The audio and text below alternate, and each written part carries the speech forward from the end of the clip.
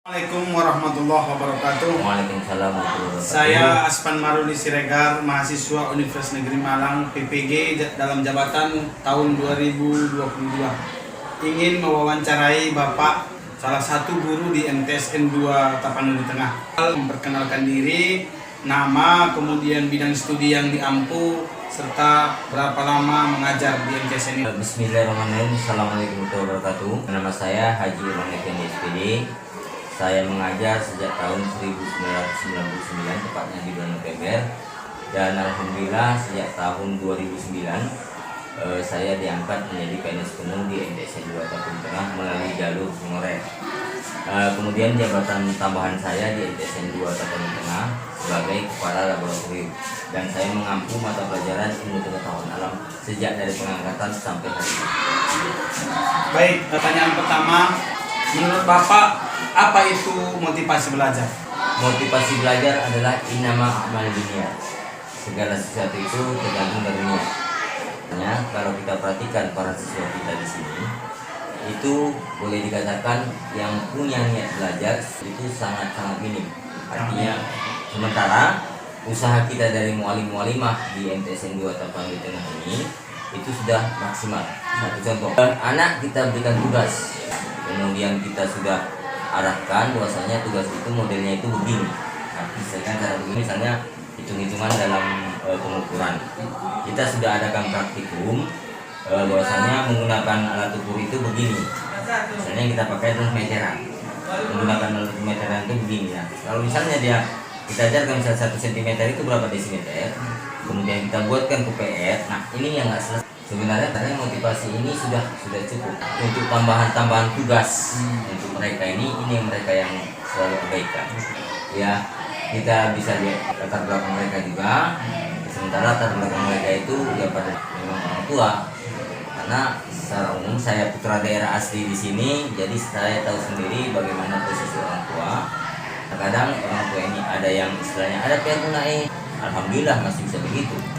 Ini terkadang tidak, ditanya tidak, diapain tidak, apalagi setelah daring ini agak sedikit ya motivasi belajar mereka agak sedikit melemah karena ini karena ada pembatasan waktu belajar. Kumpul ini yang susah.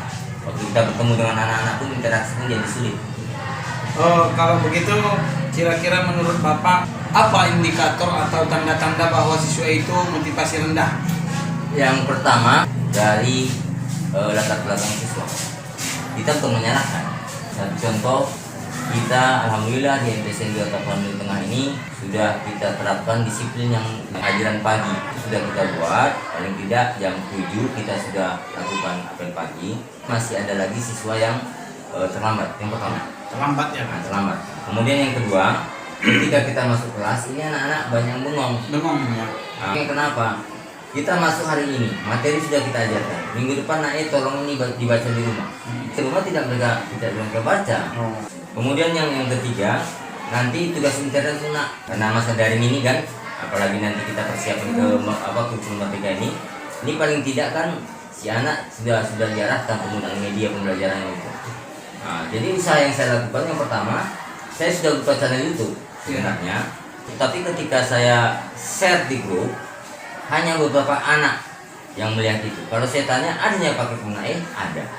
Catatkan itu nak ya dari YouTube saya itu apa materi-materinya? Toh juga tidak bisa. Jadi kalau usaha dari kita guru ini, alhamdulillah sudah sangat mendukung. Nah, jadi sekarang dari si siswa sendiri. Kemudian yang keempat, apalagi seperti saya ini, saya sudah ikut pelatihan multimedia. Alhamdulillah, ini juga sudah saya share sama kawan-kawan. Jadi inovasi itu memang sangat perlu untuk mendukung motivasi siswa ini ya. Setidaknya kita harus ada berusaha gitu. Usaha sudah kita lakukan, kita harus kembali lagi ke siswa. Bukan kita menyalahkan siswa ya. Jadi kira-kira faktor apalah yang menyebabkan siswa itu motivasinya rendah? Apa faktornya paling dominan kira-kira menurut Bapak? Paling dominan ya kesempatan mereka untuk belajar di rumah itu mereka abaikan. Melalaikan waktu di sekolah untuk saat normal seperti ini, tepatnya jam 14 kita sudah pulang, tetapi di rumah mereka masih berleha-leha. Oh. Bukan kita berarti mengabaikan bahwasanya tidak bisa membantu orang tua. Itu sudah lumrah. Keinginan mereka belajar itu hanya di sekolah. Hanya di sekolah saja, begitu. ya. Di rumah tidak. Di rumah tidak. Di rumah mereka tidak mau mengulang mata pelajaran. Bahkan ketika tugas kita lakukan, nah ini tugas besok kita kumpul, misalnya begitu kan. Nah, ternyata bukan di rumah dikerjakan, tetapi di sekolah. Akhirnya kita yang kewalahan. Nah, nanti kan tugas-tugas begitu kan salah satunya adalah penilaian. Jadi penilaian kita yang jadi kosak kasih jadinya. Nah, tertunda tugas anak yang tidak dikerjakan macam. Jadi itu salah satu faktornya. Jadi kesulitan apa saja kira-kira yang Bapak rasakan untuk meningkatkan motivasi belajar siswa ini? Kesulitan apa? Kalau Bapak alami? kalau dari gurunya saya kira kalau soal inovasi kita sudah usahakan. Tingkat kesulitannya itu berasal dari diri si siswa sendiri. Keinginan belajar itu minim. Artinya ya seperti saya katakan tadi, sebagian besar dari kita di sini tingkat pendidikan orang tua itu masih sangat di bawah. Ditambah lagi ya bisa kita pahami memang faktor ekonomi, Ya. kebutuhan anak, kebutuhan rumah tangga. Jadi orang tua itu sebagian fokus ke sana. Dalam bimbingan ini minim. Dalam membimbing anak di rumah ini minim. Kurang bimbingan. Kurang bimbingan. Kalau saya bilang nanti kurang diperhatikan salah juga. Salah juga ya. Kalau saya bilang nanti nggak diperhatikan salah juga. Jadi artinya kesempatan untuk anak ini berkumpul dengan orang tua, bincang-bincang dengan orang tua ini sulit. Karena kebagian besar ada yang ke laut, ada yang guru bangunan pun bukan di sini saja. Iya. Bukan di sini saja, tapi keluar nanti pulangnya nanti 2 minggu, pulangnya 1 minggu. Nah, jadi ya datang pula si ibu lagi nanti di rumah kan. Si ibu nanti di rumah, si ibu cari ke sawah, tak ke ladang nanti. Jadi anak itu istilahnya ya gimana? Perhatian kurang begitu lah. Nah, itu penyebab besar. Baik, itu tadi wawancara seputar tentang motivasi belajar siswa. Kita lanjut Pak untuk wawancara seputar model-model pembelajaran yang dilaksanakan atau diterapkan oleh guru-guru di sekolah Bapak. Menurut Bapak, apakah guru-guru di MTSN 2 itu sudah menerapkan model pembelajaran yang inovatif? Untuk mualim-mualimah guru di MTSN 2 Ya. Taparan di Tengah ini yang saya lihat ada beberapa di antara kita itu kalau kita presentasikan dari 43 kalau saya tidak salah data yang ada, Ya. guru yang melakukan proses pembelajaran itu hanya sebagian kecil saja, paling tidak ya sekitar 20 orangan lah yang melakukan inovasi pembelajaran. Jadi sekitar 50% Pak ya? 50%. Nah, jadi artinya yang 50% ini mereka itu menggunakan IT. Menggunakan IT Pak ya? Nah, tapi ya kembali lagi memang nama amal dunia tadi. Nah, kalau memang niatnya itu oke, mantap, ayo kita gunakan IT. Sulit menerima IT itu karena yang pertama ya barangkali ya faktor usia. usia. Dia ada laptop misalnya, tapi laptopnya bukan dipakai, Nggak bisa ditidurkan. Ya kita tahulah benda elektronik ini kalau sudah dipakai ditidurkan itu rusak. Apalagi laptop kan. Nanti tahun depan waktu ANBK, waktu UNBK, waktu asesmen itu baru keluar, baru panas mesinnya, rusak nanti. Nah, jadi kalaupun dia buka misalnya, apa yang mau saya kerjakan? Nah begitu. Ya. Nah, jadi kalau saran saya sih sebenarnya kembali lagi kepada kita, hendaknya ada di sekolah itu misalnya dibentuk satu tim untuk mengajari kawan-kawan begitu. Yang paham IT yang 50% tadi kan, Ya. nah, paling tidak nanti yang dari 20% lagi dapat 5 orang itu kan udah oke. Untuk pertanyaan selanjutnya Pak, bagaimana faktor-faktor apa saja kira-kira yang menyebabkan guru kenapa belum menerapkan model pembelajaran yang inovatif itu? Kenapa belum bisa yang sekian persen tadi? Faktor apa saja kira-kira menurut Bapak yang menjadi kendala? Dan yang menjadi kendala itu kalau menurut saya gurunya sih nggak ada waktu lepas. Kadang-kadang seperti saya pribadi, kadang saya berpikir inovasi apa lagi yang mau saya buat. Ketika inovasi itu saya buat, lah si anak ngantuk, si anak tertidur di kelas, si anak malas. Jadi artinya contoh misalnya, ini metode yang pas untuk materi ini sebaiknya ini diskusi. Dan kita kan bisa pilih-pilih. Ini sebaiknya diskusi. Nah ketika diskusi kita sampaikan, Katakan dulu ini ada 6 kelompok. Satu kelompok inilah yang bergerak. Yang kelompok lain bengong. Padahal udah capek kita arahkan. Ini tugas ini loh. Ini alat bahannya. Kamu diskusikan. Kemudian kamu terapkan ini gambar kerja siswanya. Nah, ini dia apanya. Terapkan, kerjakan. Jadi kita kan tinggal lari sana, lari sini, lari sana, kontrol.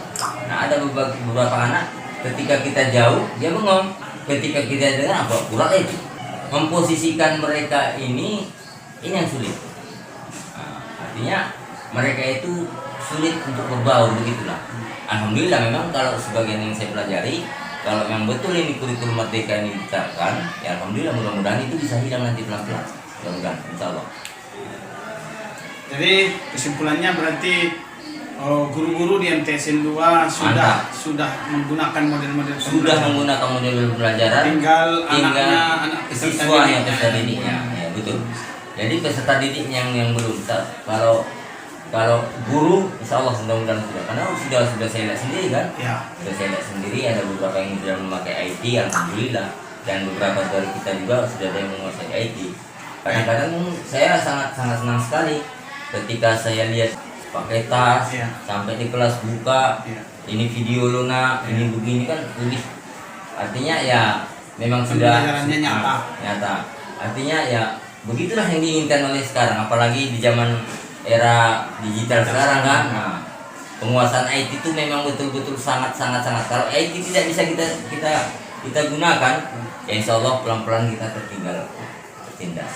Jadi titik garis lurusnya itu adalah penguasaan IT tentang inovasi pembelajaran. Kalau di zaman sekarang, ya zaman sekarang sangat perlu menguasai IT. Menguasai IT sangat perlu. Di samping tadi ada lagi satu lagi, di samping tadi metode langsung ke lapangan. Nah, itu juga jangan terlupakan. Jangan nanti sibuk-sibuk DT, sibuk tahu metode langsung ke lapangan. Contoh seperti IPA kan banyak. Nah, cari mana tumbuhan, mana benda di halaman sekolah misalnya begitu kan. Ya udah arahkan saya anak-anak tak ke karangan sekolah. Catat ya. Nah, itu kan sangat dibutuhkan itu. Baik, itulah wawancara kita seputar model-model pembelajaran inovatif yang dilaksanakan guru di sekolah kita. Yang terakhir Pak, saya mau wawancarai bagaimana kira-kira minat baca siswa di MTSN 2 Tapanuli Tengah ini. Pertanyaan pertama untuk Bapak, apakah sekolah kita atau MTSN 2 ini menerapkan kegiatan literasi atau membaca? Kalau literasi sampai sejauh ini semenjak MTSN ini ada, saya lupa sejak tahun berapa, tapi yang pastinya kalau saya perhatikan itu buku-buku yang ada di perpustakaan itu alhamdulillah. Berarti buku-buku di perpustakaan lumayan lengkap. Lumayan lengkap, tapi ya kalau dari segi statistiknya berapa jumlahnya saya nggak paham. Artinya ada gitulah untuk mapel yang untuk K13 ya ada. Kalau saya melihat ya sudah memadai begitu. Tapi secara statistik saya nggak paham ya. Apakah siswa yang aktif membaca atau literasi kuat itu sangat mempengaruhi pada proses pembelajaran? Pasti ya. Pasti. Apa hubungannya kira-kira Pak? Kalau hubungannya literasi sekarang kan ada dua nih Pak. Yang pertama literasi buku pakai. Yang kedua literasi digital. Kalau literasi digital ini kalau menurut saya yang saya dapatkan dari pelatihan multimedia kemarin, literasi digital ini menyangkut dalamnya literasi yang dari link internet. Jadi kalau sekarang udah era terbuka kok. Jadi kalau bahasa saya, kalau memang statistik di sekolah itu buku berkurang, nggak ada cerita sekarang. Ada internet. Kalau minat dari anak-anak, kembali lagi ke pertanyaan tadi, minat anak-anak tentang literasi ini yang jelas kita arahkan. Mualim, bukunya kurang. Saya nggak ada. Kita arahkan aja. Buka lo nak, link Google itu di sini. Jadi nggak ada batasan buku. Nggak ada. Ya, saya pribadi aja, saya kira mualim-mualim aku paham itu. Kita ke video perpus, pinjam buku ini nggak ada, ya udah, buka aja Google, pasti ada. Nah, jadi kalau masalah literasi saya kira tidak ada batasan. yang Bapak lihat sebagai guru, bagaimana dukungan pihak sekolah atau madrasah itu mengenai pelaksanaan kegiatan literasi di sekolah kita ini? Kalau pihak madrasah memang kegiatan literasi seperti yang saya sampaikan tadi, kalau masalah buku, insya Allah mudah-mudahan ada. Sudah menyiapkan buku, Pak ya? Sudah menyiapkan buku, tetapi kalau dari segi jumlah saya nggak paham. Iya, Ya. iya. Apakah sesuai dengan jumlah siswa yang ada, saya nggak paham. Sudah menyiapkan buku. Sebagai guru IPA, insya Allah mudah-mudahan di laboratorium itu ada beberapa alat yang bisa kita gunakan untuk mendukung proses pembelajaran. Ada, walaupun diantaranya kadang-kadang untuk materi-materi tertentu itu Tidak ada. alat dan bahannya itu tidak ada. Yang sangat-sangat kesulitan sekali kita bahan Ya. bahan karena ya tahu sendiri kalau IPA ini kan harus ada bahan sebenarnya. Alat dan bahan. Nah, alat dan bahan ini nggak bisa lepas. Iya. Yang ada di situ cuma alat. Contoh misalnya di peredaran darat Iya. itu kan harus ada pelin A, pelin B. Iya. Nah, Itu nggak ada. itu yang nggak ada. Kemudian uji amilum kan, nah, itu nggak ada bahan kimianya begitu. Oke, demikianlah wawancara singkat saya kepada guru IPA di MTSN 2 Tapanuli Tengah. Mudah-mudahan ke depan generasi penerus bangsa ini, siswa kita ini memperoleh prestasi-prestasi yang luar biasa. Amin ya. Terima kasih Pak atas waktu dan kesempatannya. Terima kasih Dan banyak, kita sukses juga untuk Muhammad Asfar. Ya, terima kasih.